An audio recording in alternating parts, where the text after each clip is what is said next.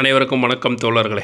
எல்லோரும் எப்படி இருக்கீங்க? ரொம்ப மகிழ்ச்சியாக இருப்பீங்க அப்படின்னு நினைக்கிறேன். இன்றைக்கி வந்து பார்த்தீங்க அப்படின்னா பழைய கொஷின் பேப்பர் எடுத்துகிட்டு அந்த கொஷினுக்கான ஃபுல் டீட்டெயில்ஸ் வந்து பார்க்கலாம். ஓகேங்களா?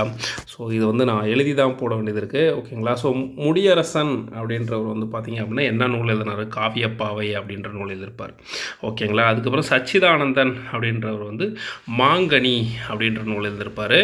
குமரகுருபரர் வந்து எந்த நூல் எழுதியிருப்பார்? சகலகலாவல்லி மாலை அப்படின்ற நூல் எழுதியிருப்பார். கண்ணதாசன் வந்து ஆனந்த தேன் அப்படின்ற நூலை வந்து எழுதியிருப்பார். ஓகேங்களா?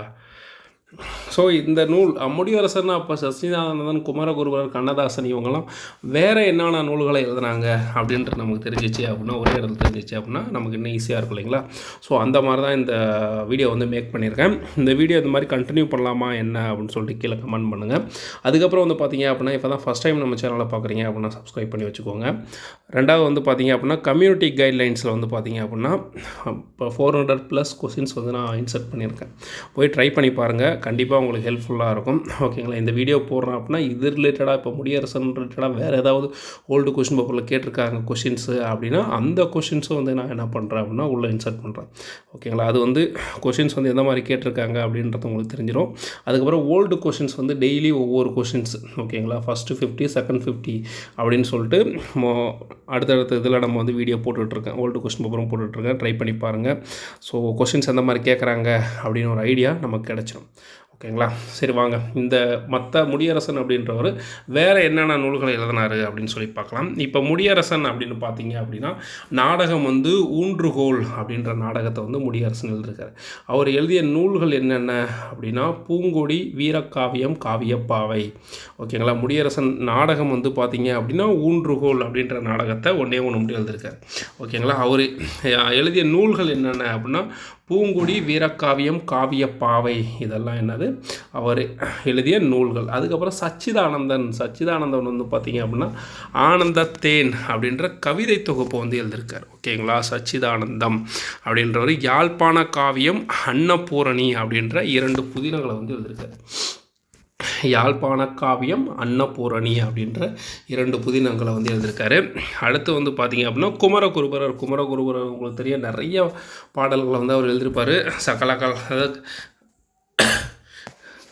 கைலை கலம்பகம், மீனாட்சி அம்மை பிள்ளை தமிழ், மதுரை கலம்பகம், நீதிநெறி விளக்கம், திருவாரூர் நான்மணி மாலை, முத்துக்குமார சுவாமி பிள்ளை தமிழ், காசி கலம்பகம், சகலகலாவல்லி மாலை, இந்த நூல்களை எல்லாத்தையும் எழுதுனது யார் அப்படின்னா குமரகுருபரர். ஸோ இது எல்லாமே பார்த்திங்க அப்படின்னா புது புக்கு, பழைய புக்கு அந்த மாதிரி எல்லா நோட்ஸும் கம்பைன் பண்ணி வந்து இதை நான் நோட்ஸ் எடுத்திருக்கேன். ஓகேங்களா? ஸோ அதனால் எல்லா நூல்களும் பார்த்திங்கன்னா ஒவ்வொரு இடத்துல ஒவ்வொரு குமரகுருபரை பற்றி கொடுத்துருப்பாங்களோ அது எல்லாமே கம்பைன் பண்ணி எடுத்திருக்கேன்.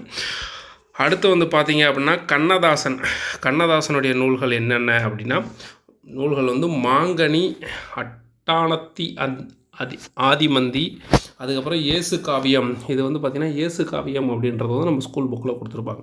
ஓகேங்களா? மாங்கனி, அட்டானத்தி ஆதிமந்தி அப்படின்றது அவர் எழுதிய நூல்கள். அதுக்கப்புறம் வந்து பார்த்திங்க அப்படின்னா நாவல்கள் வந்து பார்த்திங்க அப்படின்னா குமரிக்காண்டம்,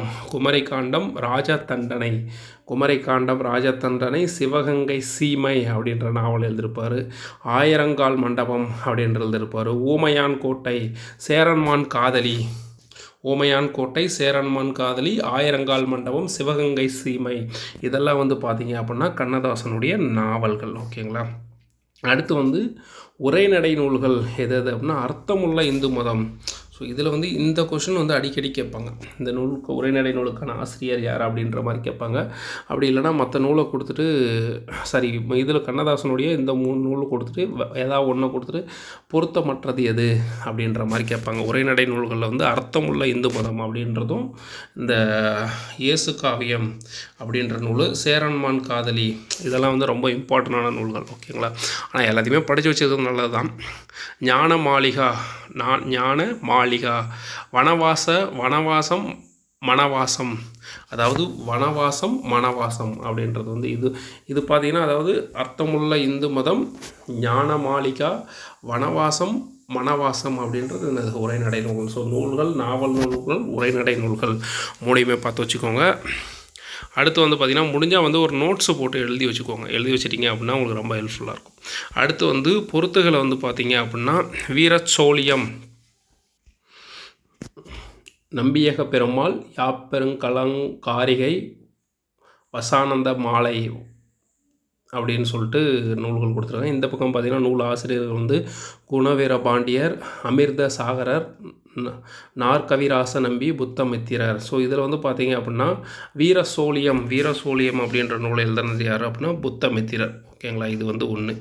ஸோ இதில் வந்து இந்த 2 ஆப்ஷனில் இருக்குது. ஓகேங்களா, இது வந்து புத்தமித்திரர் வந்து பார்த்திங்க அப்படின்னா 1. ஸோ இங்கே ஒரு ஆப்ஷன் இருக்குது, இங்கே ஒரு ஆப்ஷன் இருக்குது. ஓகே, அடுத்து வந்து பார்த்திங்கன்னா நம்பியக பெருமாள் அப்படின்ற வந்து நாற்கவிராச நம்பி அப்படின்னு சொல்லி அழைக்கப்படுறார். நம்பியக பெருமாள் என்னன்னு சொல்லி அழைக்கிறார், நாற்கவிராச நம்பி அப்படின்னு சொல்லி அழைக்கிறார். ஸோ பிக்கு வந்து 3. ஸோ அப்போ இதுதான் ஆன்சர் ரைட்டு, இது வந்து தப்பு.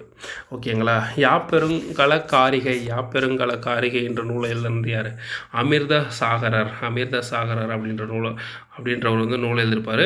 அடுத்து வந்து பார்த்திங்கன்னா வச்சானந்த மாலை அப்படின்னா குணவீர பண்டிதர் அப்படின்றவர் வந்து இந்த நூலை எழுதியிருப்பார்.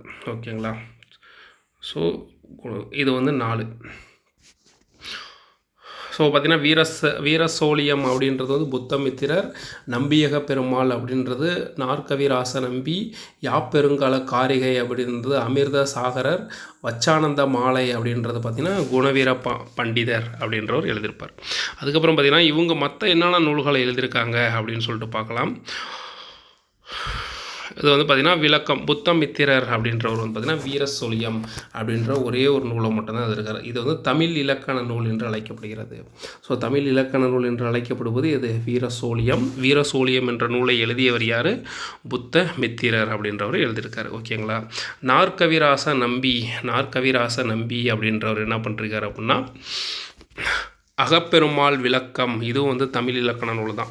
ஓகேங்களா, நம்பியக பெருமாள், ஸோ அகப்பொருள் விளக்கம், அதாவது நாற்கவிராச நம்பி அப்படின்றவர் பார்த்திங்கன்னா அகப்பொருள் விளக்கம், நம்பியக பெருமாள் அப்படின்றது அவருடைய நூல்கள் தான். அடுத்து வந்து பார்த்திங்க அப்படின்னா அமிர்த சாகரர் எழுதிய நூல் என்னது, யாப்பெருங்கல காரிகை, இதுவும் வந்து பார்த்திங்கன்னா இலக்கண நூல். ஸோ இந்த 3 இலக்கண நூலை கொடுத்துட்டு ஏதாவது ஒன்றை வந்து கொடுத்துட்டு பொருந்தாதது எது அப்படின்னு கேட்கறதுக்கான வாய்ப்புகள் கூட இருக்குது. ஓகேங்களா, அமிர்த சாகரர் அப்படின்னா யாப்பெருங்கல காரிகை தமிழ் இலக்கணம். அடுத்து வந்து பார்த்திங்கன்னா குணவீர பண்டிதர் அப்படின்னா நேமிநாதம் அப்படின்றது வந்து பார்த்திங்க அப்படின்னா தமிழ் இலக்கண நூல். குணவீர பண்டிதர் எழுதிய நூல் 2 இருக்குது, நேமிநாதம், வச்சானந்த மாலை அப்படின்றது. அதில் வந்து பார்த்திங்கன்னா நேமிநாதம் அப்படின்றது தமிழ் இலக்கண நூல், வச்சானந்த மாலை அப்படின்றது நார்மலாக இருக்கிற நூல். ஓகேங்களா, ஸோ இதில் வந்து இருக்கிற 4 தமிழ் இலக்கண நூல் என்னென்னது,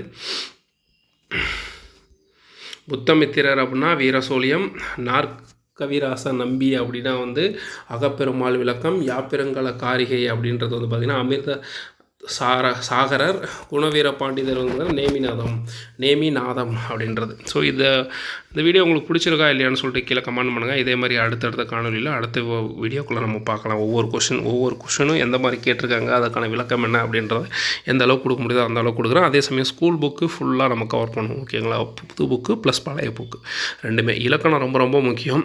இலக்கணம் வந்து அப் டு 8th வரைக்கும் நான் வந்து வீடியோ போட்டிருக்கேன். ஓகேங்களா, 9th ஸ்டார்ட் பண்ணணும். ஓகேங்களா, ஸோ அதை போய் பாருங்கள், கண்டிப்பாக வந்து உங்களுக்கு ஹெல்ப்ஃபுல்லாக தான் இருக்கும். தேங்க்யூ ஃப்ரெண்ட்ஸ், பாய்.